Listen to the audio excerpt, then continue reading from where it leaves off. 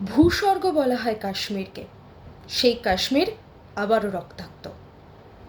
আর কতবার এইভাবে সাধারণ মানুষের ওপরে গুলিবর্ষণ করা হবে? কাশ্মীরের পেহেলগাঁওয়ের থেকে মাত্র 5 কিলোমিটার দূরত্বে রয়েছে বৈশরণ উপত্যকা, যাকে মিনি সুইজারল্যান্ড বলা হয়। সেখানে পর্যটকদের ভিড়, সেখানে অনেকেই যান ছুটি কাটাতে। আর সেখানেই সেই পর্যটকদের ছদ্মবেশেই কিনা জঙ্গি আক্রমণ।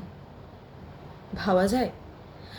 প্রচুর মানুষ নিহত হয়েছেন, প্রচুর মানুষ ইনজিওর্ড, তাদেরকে হসপিটালাইজড করা হয়েছে।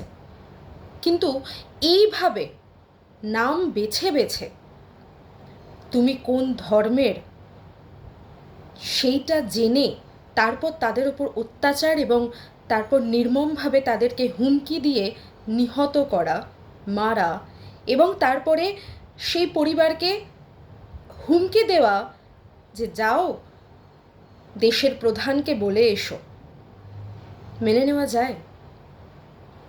আমরা যে ধর্মেই বিশ্বাস করি না কেন, জঙ্গিদের কি কোনো আদৌ ধর্ম হয়? তোমাদের কাছে এই প্রশ্নটা রাখলাম।